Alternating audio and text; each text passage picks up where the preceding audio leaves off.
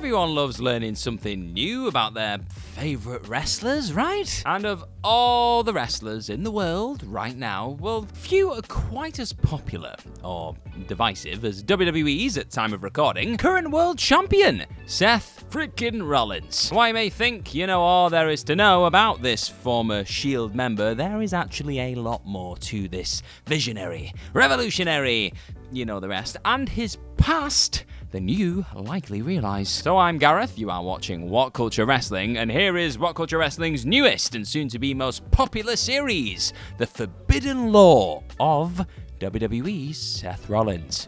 Let's do it. So Seth Rollins, the current World Heavyweight Champion at time of recording, I've said that again, is something of an enigma. And to illustrate that point, few, I'll probably say nobody, can determine in shorthand what his persona actually is. So, like, Steve Austin was a beer-drinking, anti-authority ass-kicker, right? Hulk Hogan was a patriotic do-gooder with superhuman powers of recovery, brother. Cody Rhodes is an inspirational man, a dreamer of pure ambition and work ethic. But who is Seth Rollins? A visionary?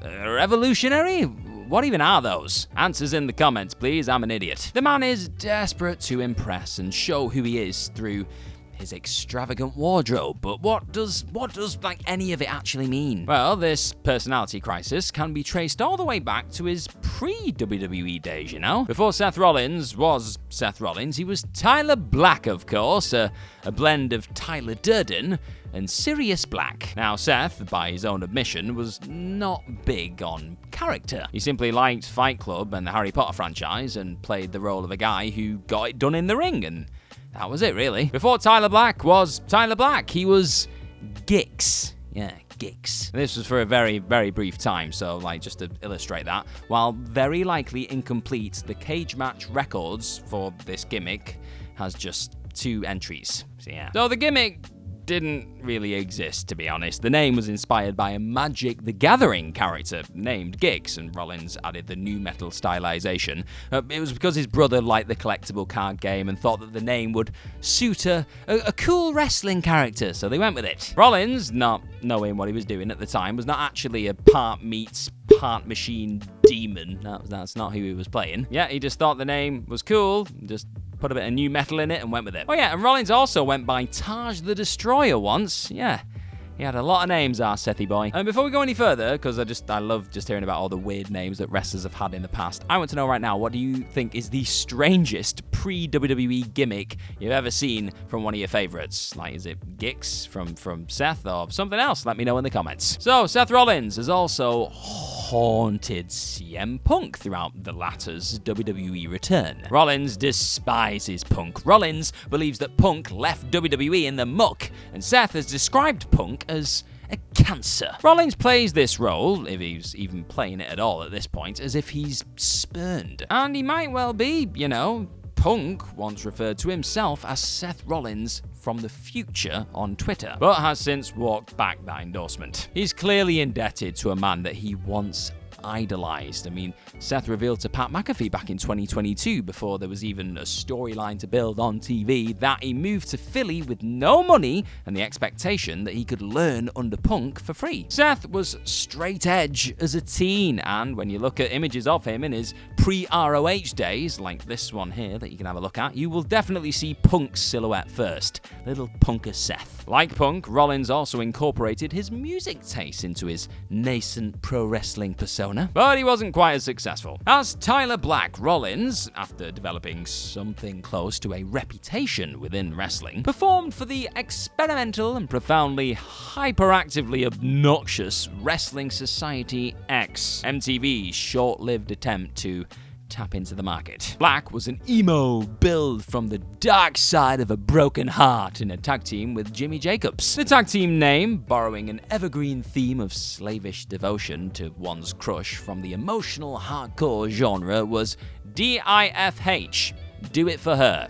Yep. And while there was a knowing mockery to that act, Rollins still invited a bit of ridicule onto himself through his musical misadventures. CM Punk might be punk, but Tyler Black, in his early days, He was hardcore, baby. Tyler Black, when making his entrance to the ring, would perform a slam dance, which, if you didn't know, is an aggressive form of, reacting to and feeling hardcore music, which I would demonstrate for you right now, but I'd probably knock out my entire setup, so I won't. On early indie shows in the armories of the American Midwest, he windmilled his arms around and then did some kickboxing moves.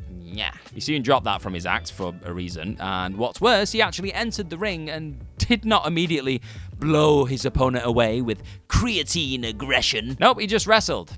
In the same way 99% of indie guys did at that time. Stylistically, Black wasn't dissimilar to AJ Styles and the legion of wrestlers that he inspired. Look, I know I'm painting a bit of a picture here, but Tyler Black wasn't at all bad. He was actually pretty good. I mean, derivative, yes, but he didn't enter the WWE developmental system as a huge prospect for nothing. Also, just to know, every single wrestler is likely to look back on their early experiments in developing their character with blushing embarrassment. It's just the way this wrestling stuff works, and now with the internet and just people having access to our past so often than not, it's become easier to just drag things up and show a silly picture of when we just tried out pink hair for a time. I was young, I was silly. As mentioned in the intro, Seth Rollins he's a bit of a divisive wrestler. Yeah, that's fair to put it. His biggest fans think that he's the closest thing to the Shawn Michaels of old. A big bumping in-ring demon capable of stealing every single show that he's a part of. And certainly, he did actually come close in 2015 when he was on blistering form. Go back and watch that guy, wow. But his critics would argue that he's just a sludgier version of Kenny Omega or a Will Ospreay type, unable to really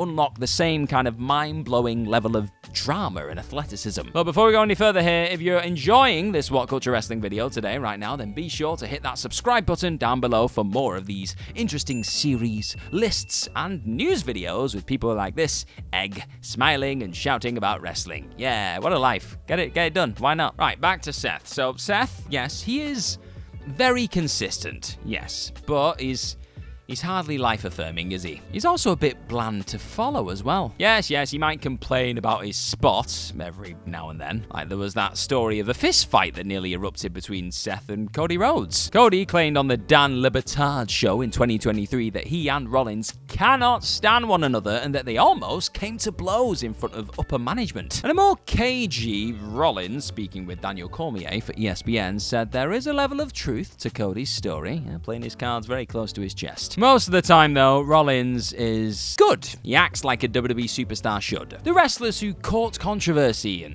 jump ship and create buzz about themselves, yeah, Rollins is not one of them. In fact, he actually shoots on people who abandon WWE or otherwise try to shake up the industry and make things a bit more interesting. It's ironic, really. A man with several outrageous wardrobes prides himself on being defiantly unfashionable. It may come as something of a surprise to hear, then, that Rollins was a key figure in one of the most controversial angles in wrestling history. Yeah, I am not kidding. After an inspired and innovative viral marketing campaign designed to drum up interest ahead of the 161st Ring of Honor show, a new faction, first codenamed Project 161, debuted. Their name was the Age of the Fall. Led by Jimmy Jacobs, the formation of the group was legendary, presenting awestruck and disturbed ROH fans with a visual that was as grotesque as it was unforgettable. Jacobs laid out the mission statement. The Age of the Fall were a nihilistic band of misfits whom love could not save, disenfranchised by the treatment they had received from the promotion. After a ladder war between Steen Jericho and the Briscoes, the new faction tied Jay Briscoe by his feet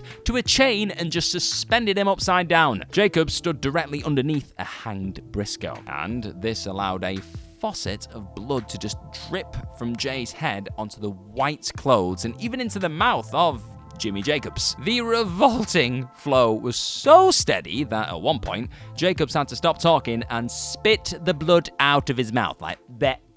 Oh yeah, and the forgot like that. Yeah. The controversial scene was edited out initially. Yeah, until a bloodthirsty fan backlash prompted ROH to air it on their supplemental Video Wire web series. The stable never realised that incredible promise, and there was a bit of the E-Feder edgelord's dream to it all. But Black was very impressive in the resulting tags and six-mans. He got over in defeat to Nigel McGuinness in what was his breakthrough match at Take No Prisoners on March 3rd, 2008. And Black, even in his early 20s, looked like the next great indie darling that night. Then Ring of Honor took a while to realise what they had, and when they did, it felt a bit forced. Either that or Black just wasn't ready for the role. Once it became clear that Tyler Black was very much a project that the fans were going to have to take seriously as a top guy, a spark of resentment ignited at Final Battle 2009. In a pivotal moment that draws parallels with a notable WWE match of his, Tyler Black went to a 60-minute draw with Austin Aries at Final Battle 2009. The show went long, this main event went very long, and fans, anxious to get out of the building ahead of a strong blizzard warning that had dominated local news in New York City, resented them for going long. The match, while not actively nor technically horrible, was received by the fans in the Manhattan Center as a transparent exercise in elevating Black, who struggled to recapture the same energy that he had against McGuinness. The question that has haunted Seth Rollins his entire career was first posed that night. How good is he really? Oh yeah, going back to that WWE match that this draws parallels with, this reaction mirrored the bored hijacking of Seth's 30-minute Iron Man match against Dolph Ziggler at Extreme Rules 2018. How can we ever forget that? Nonetheless, ROH strapped him up with the world title at the ROH 8th anniversary show on February 13th, 2010. Now, the rematch with Aries was shorter, and while the sample size of 24 is minuscule, the cage match rating of 6.92, good, not great, reflects the sentiment felt amongst the ROH base at the time. Black, once it became clear that he was WWE bound, was also pelted with chants of future jobber during the end of his run. Coming right on back to more modern history, Seth freaking Rollins, and I'll be honest, this bit is less forbidden law and more unshakable, infamous embarrassment, took it upon himself to defend WWE in 2019. Yep, we're going to talk about WWE in 2019, I'm sorry. So at this time, it was the closest that Seth ever got to being handed the ball, so to speak. He went over Brock Lesnar twice. The second match was actually incredibly well received at the time. Elsewhere, WWE, despite Seth's claims, was not considered the best wrestling on the planet, period. Not by a long shot. Perhaps Seth, as the top guy, just felt duty-bound to put the company over when, at the time, a competition had developed online to see who could bury it with the funniest meme. The promotion, fans of which can admit now that Paul Levesque has since led a white-hot renaissance, was a bit of a laughingstock at that point. Rollins was too for a few infamous days on Twitter. It might surprise you to learn, though, that Rollins almost walked out on WWE in 2011. Believing he was too good to languish in developmental, Seth had to be talked down by Levesque and developed a reputation as something of a malcontent. For a while before he joined the Shield, and the rest was history, Rollins was actually closer to CM Punk than either man would like to admit. So yeah, this isn't something that you'd be able to market on a t-shirt or anything, but Seth Rollins, the wrestler, is what we call narrative glue. And hey, it is a valuable role, you know, and I'm going to explain why. Seth pointing out how awful Roman Reigns is a consistent reminder of the big bad's influence and importance. Seth reminding everybody of CM Punk's history is another effective narrative device, in that it further portrays Punk as a volatile, walking source of conflict from whom you can never look away. This modern WWE renaissance might not look the same without Seth, you know? And this is going to sound really cruel, but not being the top guy is his identity. He's not the final boss of the game, but defeating him allows the audience to believe that somebody, like Cody Rhodes most famously, can win the whole thing. Drew McIntyre was the top heel on Raw in 2024, and going over Seth Rollins at WrestleMania 40 did much to elevate him ahead of his career-defining rivalry with CM Punk. And Seth's insistence that he is more than that is what makes the role work. this is key. He's never happy to do the job. The defeats mean something to him, and in turn, the wins mean something to the victor. So, how good is Seth Rollins, really? Well, every major WWE act has to find out for themselves before making it to the very top. He has his place, and it's an important one if you ask me. Now, we're going to have some more videos like this one dropping in the future, but in the meantime, you can click on some more What Culture videos that are likely around my head right now to continue your YouTube journey with us here. But if you don't do that, what are you doing with your life? That's a silly choice. Click on the videos, you're going to have so much fun. Do it.